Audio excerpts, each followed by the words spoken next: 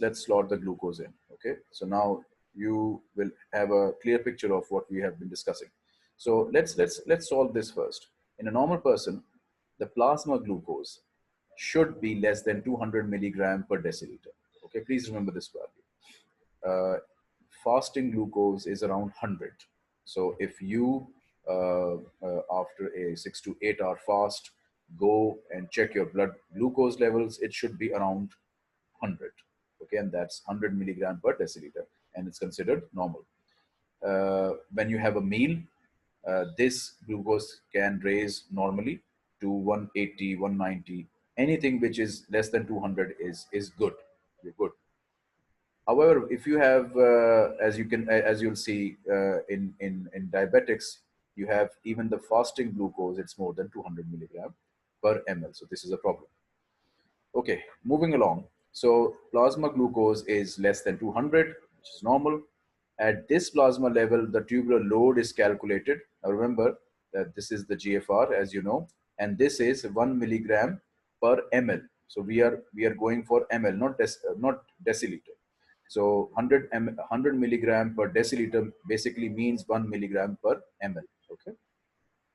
Why have we converted this here? Because ml is here in GFR. So this cannot be deciliter. It has to be converted. Either this has to be converted to deciliter, or this is converted into ml. So you should not be confused. And remember to be aware of these units. These are important in these equations.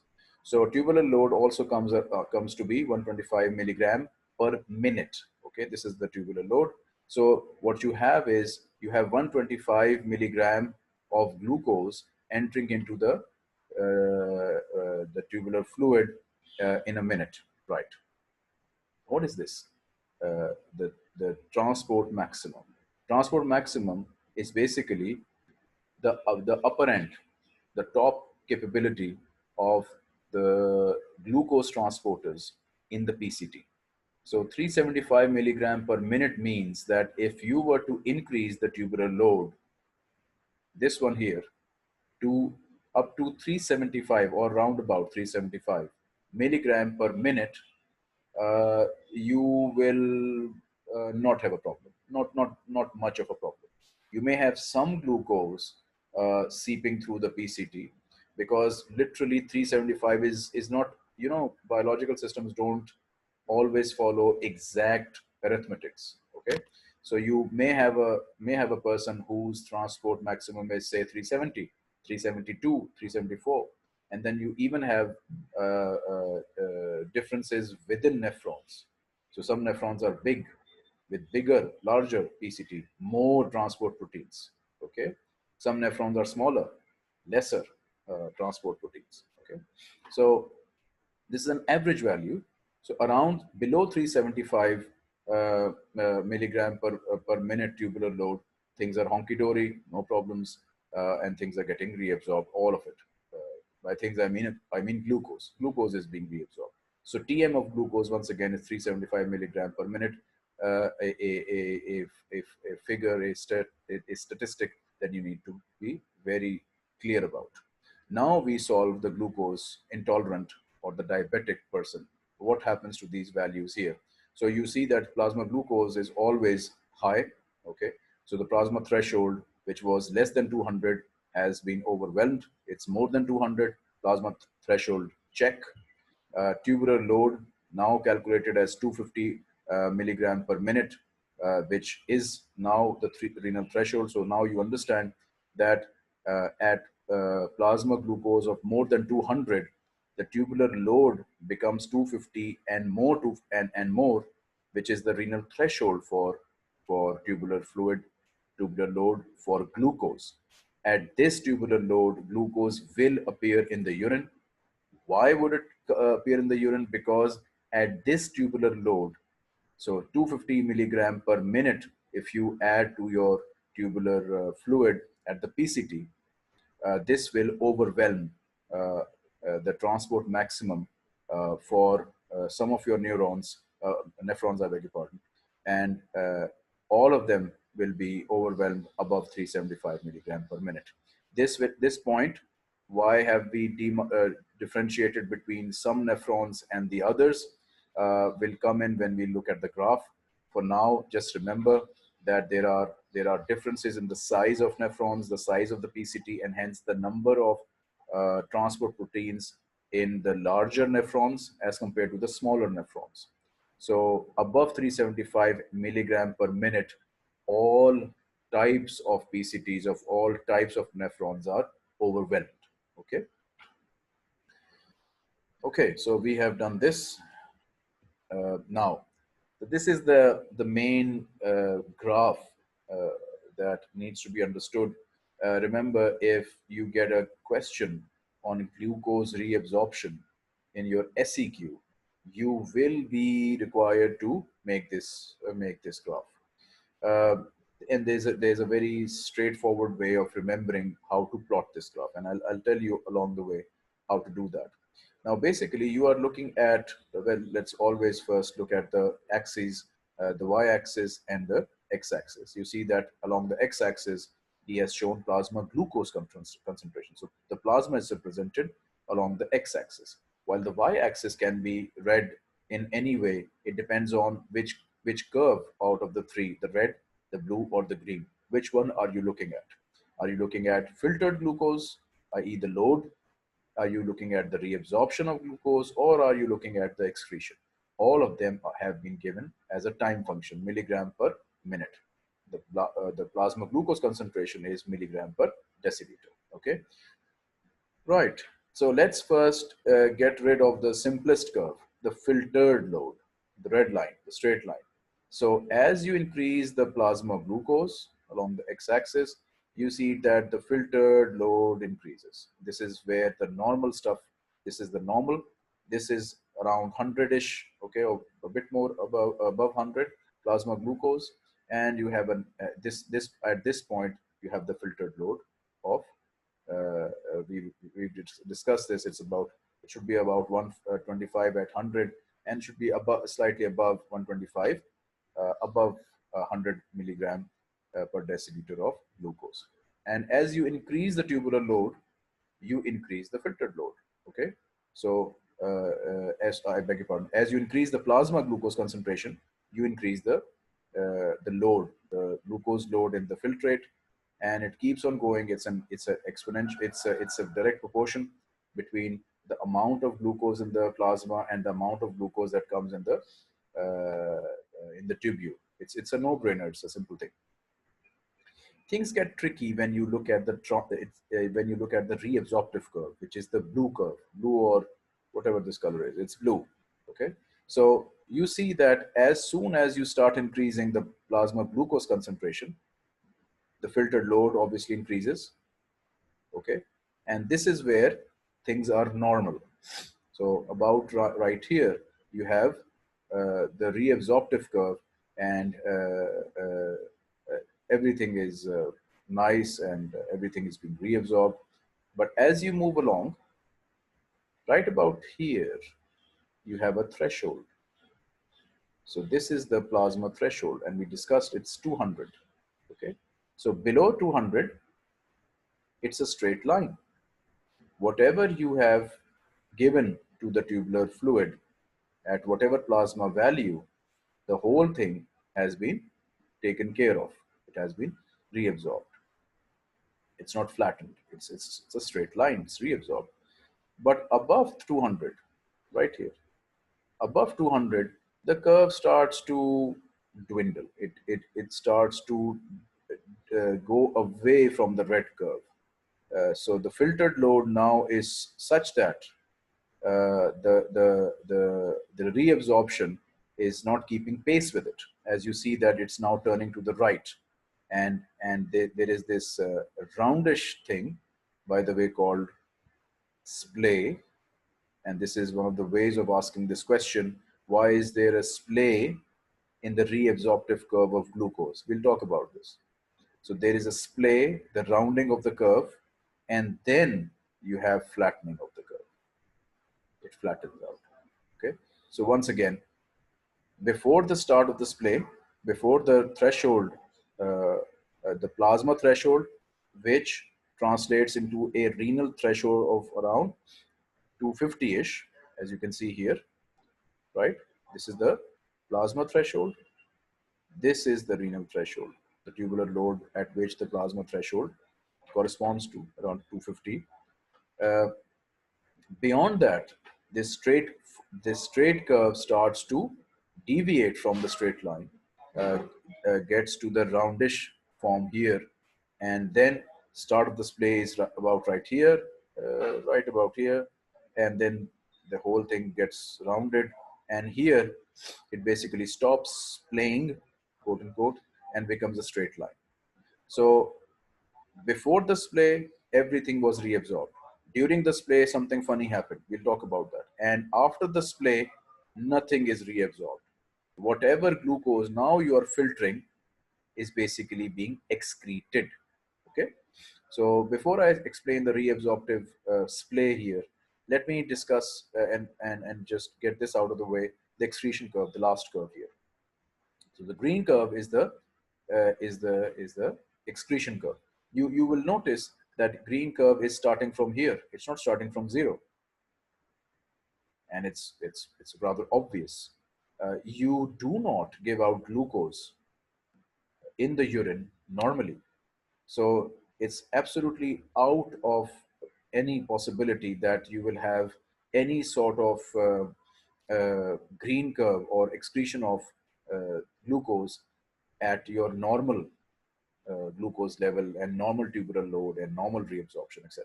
Okay, it will only happen when you have the thresholds which have been overwhelmed, the barriers which you put in, the levels above which things get overwhelmed. So above 200 of plasma, when also the renal threshold also has been overwhelmed, now the glucose will start to seep into the urine. As you can see right here, you also will notice, the perceptive ones amongst you, that there's a splay here as well. It's not like a straight line. It's the rounding of the curve here as well. So the trickling starts gradually, then it increases a bit more, then a bit more, then a bit more, then it's constant. Then it's just a straight line. So things don't start boom. They basically start bit by bit increasing, then more, and then from here on, it's free flow of glucose in the urine. So there is play here as well. Well, if you have understood this diagram till now, remember this is like the main question of the university exam: the splay in the glucose reabsorptive curve or reabsorptive and excretion curve. If you've understood this up till now, now let's explain the splay. Okay. Now I'll only talk about the splay. We have discussed this bit. We have discussed these bits above the splay, below the splay. We have done all of this. Now we'll look at the splay. So put your knowledge of the transport maximum into play. Imagine that the PCT is lined by all of these plasma, all of these proteins, which are waiting for glucose to come. Okay, it's just like a big hall, an auditorium hall. Okay, I'll give you an example. The auditorium hall has a big door. Okay, that door into the auditorium obviously will have a finite capacity for participants to go through. Let's say that capacity is 50 students or 50 people coming through uh, per unit time, whatever that time is. Okay. If you have 10 students coming into the auditorium, so it's less than 50, they will come in very comfortably. Okay. If you have 40, you still have a lot of space through the door and no spectacular problem will happen. But as you approach the 50 mark, say 48, 49, now you're testing the waters. Okay, at 50 you have the maximum number of people who can fit in this door and come into the auditorium. Okay, above 50 will be an issue. Okay, above 50 you will have only 50 that can enter. The rest will have to wait outside because they can't fit through the door. This is a good example of explaining how the transport maximums work. So the transport maximum, quote unquote, of this door of that auditorium is 50 people per minute. Yes. So now you remember that 375 milligram per minute statistic. So in 1 minute, the PCT, the transport mechanism, all those three mechanisms that I discussed in the first slide, they have a limit. They can deal with 375 milligram of glucose in a minute. Above that, you will have all sorts of problems. Okay, so this is one aspect. The second aspect is that not all nephrons are the same. Some are smaller, some are larger. So check this out. Now that you have reached the threshold, the plasma threshold, and the renal threshold, of course, at the same time of glucose, now the splay will start to occur, which means that those small nephrons, mark these words now, those small nephrons with the smaller PCTs and the lesser number of those transport proteins for glucose, they get overwhelmed first. So right around the threshold value, those nephrons start switching off, and the glucose which is now entering into their tubular fluid starts to come into the urine, right?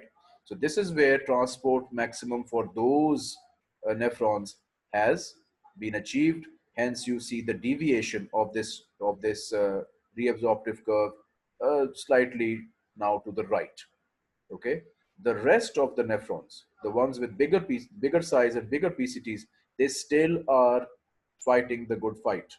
They still are reabsorbing glucose because simply they have, it's like that auditorium, but it doesn't have one door, it has more than one door, right? So those bigger nephrons are still doing reabsorption, and hence they are uh, uh, the transport that's happening in those nephrons, and the ones who have switched off basically change this curve and make it bend a bit to the right. As you move along, you will see that the bending increases. So even from amongst the large nephrons, the less large one, quote unquote, will get overwhelmed, then more, then more, then more, and right about here, which again corresponds to 375, by the way, if you notice. Okay, 375-ish. This is where everything goes down the drain. Every transporter of every nephron has become overwhelmed. You label this graph here as transport maximum, okay, and beyond that the whole thing is flat. Nothing, no more glucose per minute will be reabsorbed, and everything will be excreted. And hence this is a round thing. This is a round thing. Now I actually found a book in which this was not rounded, rather this was like this sharp turn, this. Please do not make that mistake.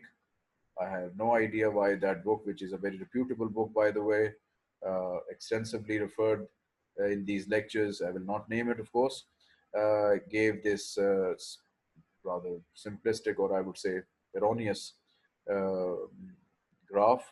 But don't make a sharp turn, always make a splay in the reabsorptive curve around the transport maximum for the mentioned detail that I have just clarified.